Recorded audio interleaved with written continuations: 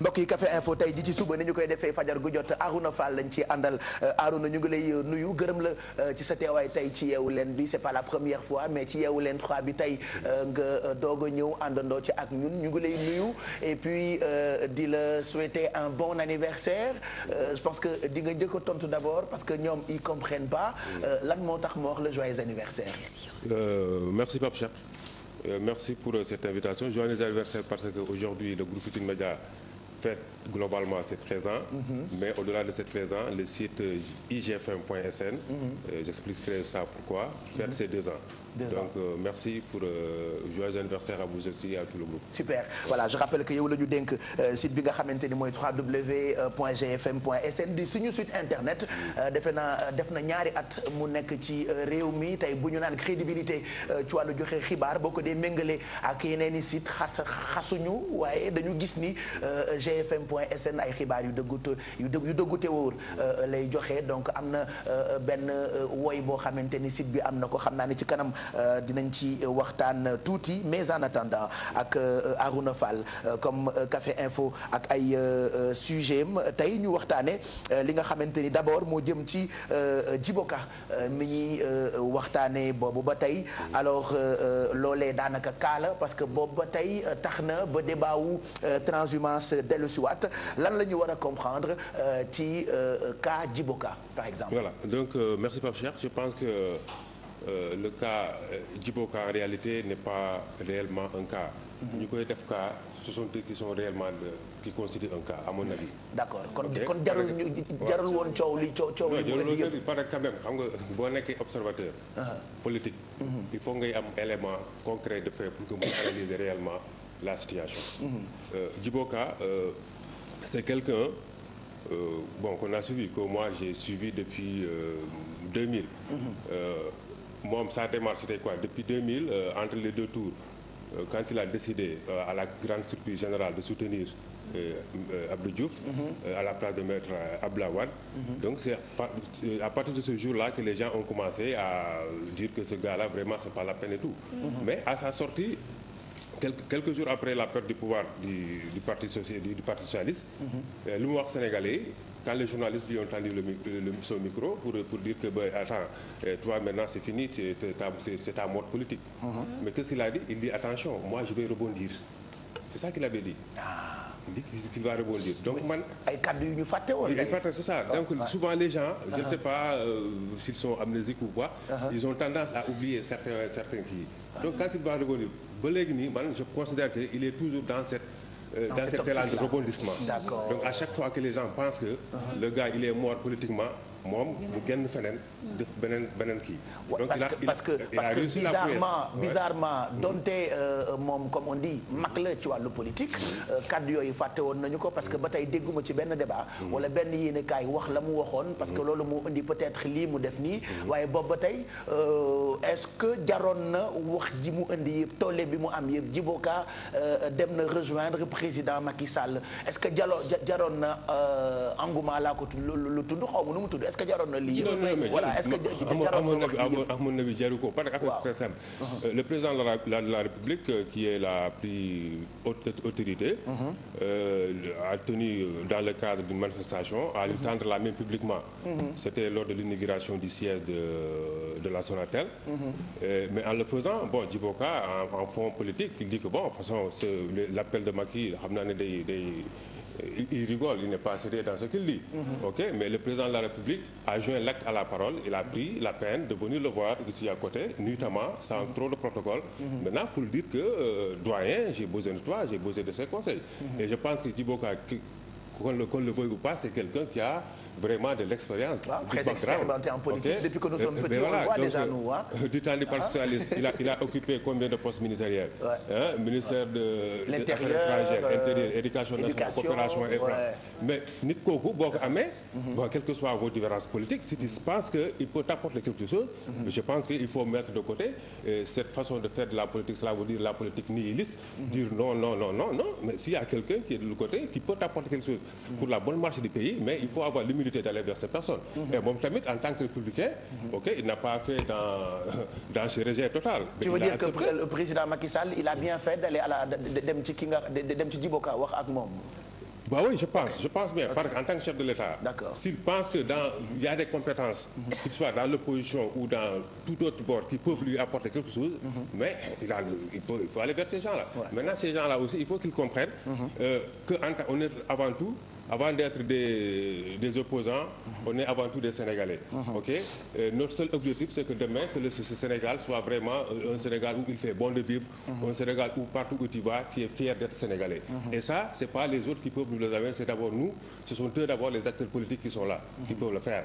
Donc aujourd'hui, je ne vois pas d'inconvénient. Donc on parle de transhumance, mais transhumance, à mon avis, lui, il n'a pas pris son parti pour aller rejoindre la paix carrément. Il a répondu à la main tendue du président de la République. Et je pense qu'en tant que républicain, quand le chef de l'État tend sa main, donc là, je ne vois pas le contraire, c'est s'y répond. Mais en fait, je pense que wax ju bëri ji li ko indi yëpp mooy comme Pape Cheikh ni mu ko waxee Djibo Ka ñun bi ñu nekkee xale ba léegi ñu ngi koy gis muy politique. Il y a une nouvelle génération de politique yoo xam ne ñu ngi juddu yeneen opposants yoo xam ne nit yi si ñoom la ñuy gën a miser à l'avenir. Population bi li ñu xalaat mooy est-ce que du moom il s'est dit qu'actuellement mënatuma nekk président Sénégal entre guillemets amatuma benn avenir politique donc sama intérêt mooy rejoindre Macky Sall. Oui bon mënatul nekk président Sénégal pour mën na nekk président Sénégal ëllëg yàlla rek moo ko xam. ok parce que l'histoire nous a montré que. bon après surprise lay nekk quoi. Djibo Ka bu nekkoon président dina xumb de. voilà bon on ne sait pas cela veut dire en politique on peut rien dire cela veut dire. Après on sait jamais hein. Voilà on ne sait jamais même voilà. yàlla rek moo xam de situation. Bijou Ndiaye yow mi. on en rigole ngeen baal ñu ngi koy reetaan mais c'est que même seen kër yi yéen a ngi reetaan loolu mais on sait jamais. mais cela veut dire même s'il dit qu'il peut ne plus être président du Sénégal. mais quand même cela veut dire l'objectif d'un homme politique c'est d'exister. Ok, il faut exister. Accepter d'être opposant, être dans son coin, maintenant ne pas exister, et aller rejoindre les chefs de l'État, lui apporter vraiment son idée, son appui, son expérience, et exister politiquement, faire exister son parti. Mais je pense que ça vaut mieux que rester ici à faire vraiment du nihilisme, à jeter des pierres partout. Je ne pense pas. Donc là, son homme politique, il a eu depuis 25 ans à être directeur de cabinet sous Senghor. Et aujourd'hui, à 67 ans, il existe, qu'on le veuille ou pas. On ne peut pas. Quand on parle aujourd'hui au Sénégal des pètes politiques du Sénégal, je pense que si on cite le number one, Maître Abdoulaye Wade, peut-être on citera aussi Maître Mbaye Diop, on citera aussi Djibo Ka, mais on citera Idrissa Seck et tant d'autres. Donc aujourd'hui, je pense que lui, en tant qu'homme politique, il est dans son jeu, dans son élément. Donc qu'on le veuille ou pas, Djibo Ka, c'est une bonne politique. À chaque fois qu'il est dans une situation, il sort de l'autre côté, maintenant à la surprise générale. Voilà. C'est ça. Mais Arouna, bu ñu revenir si démarche bi nga xamante ni moom le président de la République jël. dem fekk Djibo Ka woo ko pour mu ñëw jàppale ko ñu liggéey. Est-ce que loolu tam justifié wul le fait que ñenn ñi di naan finalement c'est pas Djibo Ka qui a transhumé mais plutôt Macky Sall, le président de la République moo transhumé. Oui, ça j'ai vu il y a l'autre là qui l'a dit, Daouda Faye Baba, que c'est le président de la République. Bon, je pense que c'est juste des jeux de mots. Ni l'un ni l'autre n'a transhumé. En réalité, c'est une rencontre au sommet, de deux leaders politiques qui ont une vision, une ambition pour le pays. Voilà. Et qu'en réalité, il n'y a pas de transhumance. Je pense qu'on a une autre question pour ñu jeexal Café Info bi tey présidentielle 2017 yi tellement on en parle. Man des fois j'ai l'impression que dimanche la ñuy dem voter ji. On en parle tellement présidentielle 2017. Je vois même des politiciens des fois j'ai l'impression que dañuy campagne fi mu toll. Mais campagne bi xanaa présidentielle 2017 dimanche la.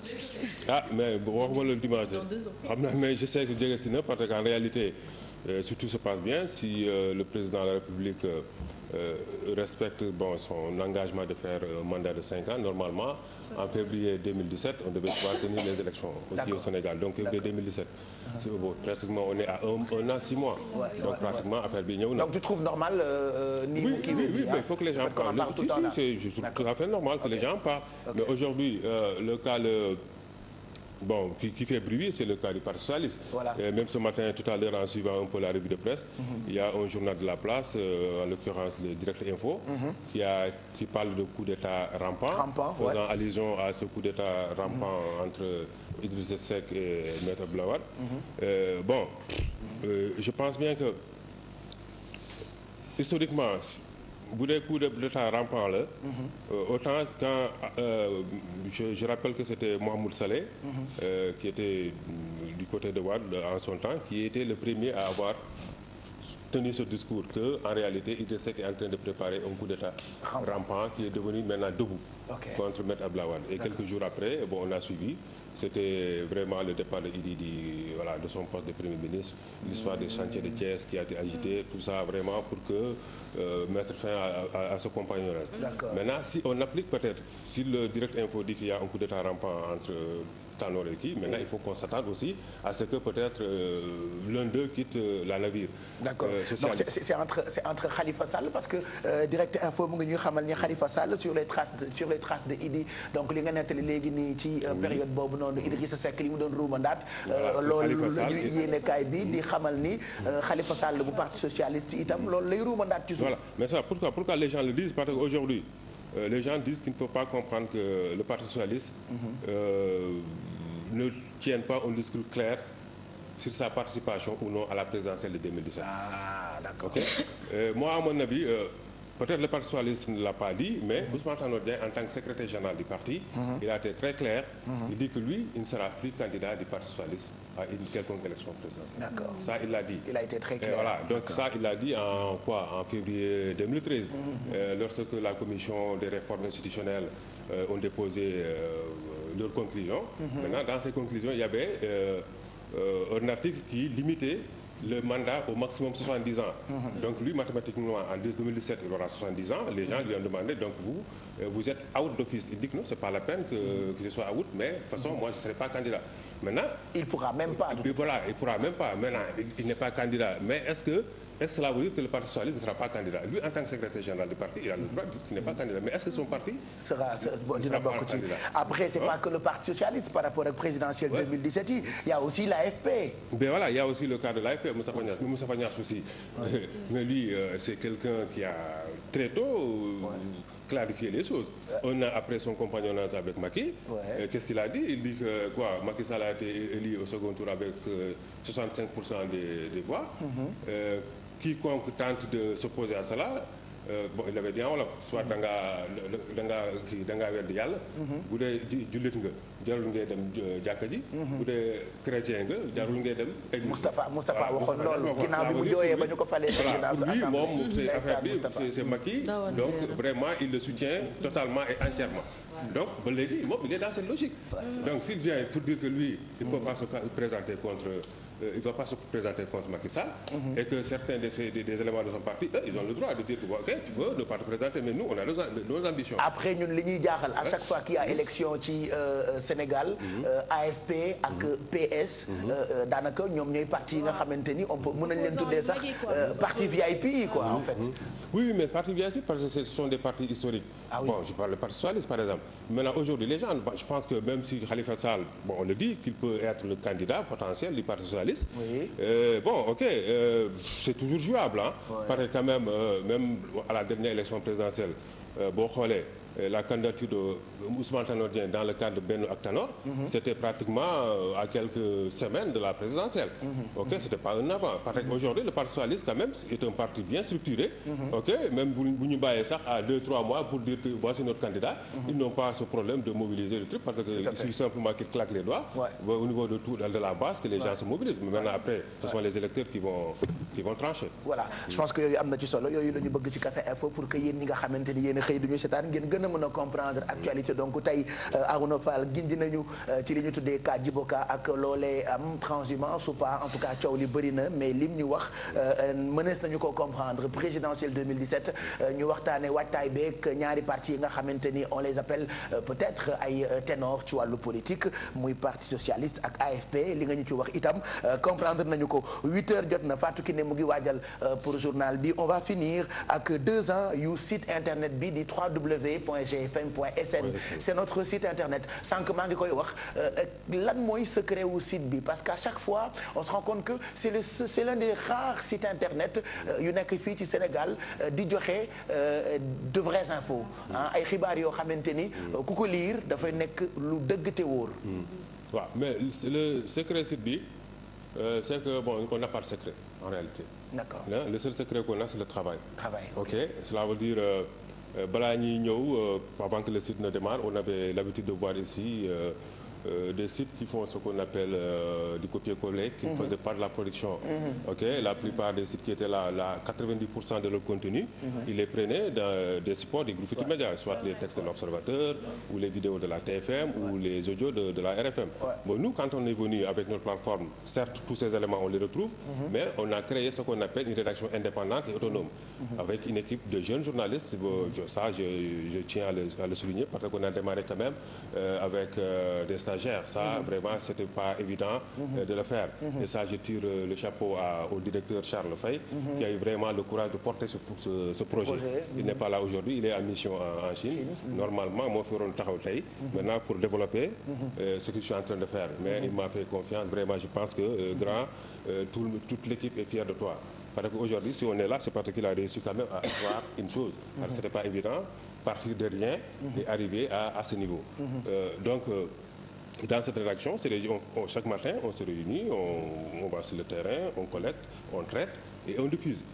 Je profite de l'occasion pour peut-être c'est une critique qui est positive, qui nous revient souvent, qu'on est souvent un peu lent sur les mises à jour et tout. Bon, lan moo tax loolu. lan moo tax c'est très simple parce que xam nga kuy copier di coller.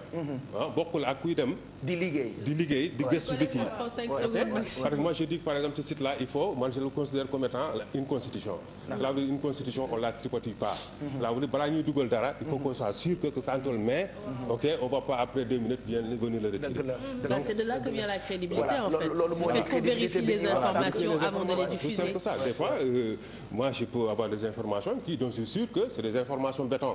Peut-être que je sais que c'est une bonne source, mais n'empêche, je dis, gars, il faut appeler, voilà, il faut vérifier, ça nous permettra de nous, vraiment de nous... def liggéey bi ci war. Alors 2 ans le site bi am tey lan mooy innovation yi. waaw innovation bi pratiquement à partir depuis hier on a fait un peu dans l'ère du TNT qui devait avec le basculement du numérique, même si quelque part ils ont raté un peu leur basculement. Nous hier quand même à minuit on a basculé de gfm.sn à igfm.sn. Désormais le site ce n'est plus gfm.sn mais c'est plutôt igfm.sn. igfm.sn parce que la plupart de la rédaction s'appelle la rédaction IGFM. Et même ici à Yeewu Leen, Pape Cheikh en l'occurrence à chaque fois c'est igfm.sn. Je dis IGFM, voilà. Je dis que merci Pape Cheikh. Enfin, il faut qu'on suive Pape Cheikh. Donc désormais je ferai plus de fautes quoi. Léegi IGFM la. C'est notre ambassadeur IGFM.sn. Donc techniquement les techniciens qui sont derrière, ils ont pensé et puis mettre en place une nouvelle plateforme qui s'appelle maintenant un nouveau nom de domaine qui s'appelle igfm.sn. Donc hier le basculement a été fait et je salue au passage vraiment la technicité de Moïse Faye et de Cheikh Fall qui ils ont beaucoup de talent. En tout cas rédaction de journalistes yi. Voilà les techniciens, les Tafa Diong, les Bachir, les Ning, vraiment toute l'équipe technique. Vraiment pratiquement pendant 3 mois, ils ont travaillé sur ce projet et jusqu'à ce que hier on a pu vraiment basculer sans grosse difficulté. Des fois damay xool site bi dafay mel ni comme si damay seetaan beneen télévision parce que en plus de rédaction bi ngeen am ci joxe ay xibaar am na ay rencontres yoo xamante ni ak des émissions qui existent que sur le site internet. Mais bien sûr, c'est ça. Voilà, c'est les innovations, c'est ça. D'abord on avait des émissions, par exemple des émissions politiques avec 13 minutes pour convaincre que j'anime qui il y avait l'hebdo du qui est très suivi d'ailleurs. Oui, qui est bon, qui est très suivi. Il paraît, merci. Bon, il y a l'hebdo du parquet, il y a l'invité du jour, que c'est des émissions vidéo, des émissions people. Mais cette fois-ci, on a apporté des innovations. Il y a ce qu'on appelle une émission qui va commencer, qui s'appelle Réplique. Je ne sais pas, peut-être ceux qui sont un peu anciens ici, peut-être ça peut vous donner des idées. Par ici, le groupe quand même avec un projet de journal qui s'appelle Réplique.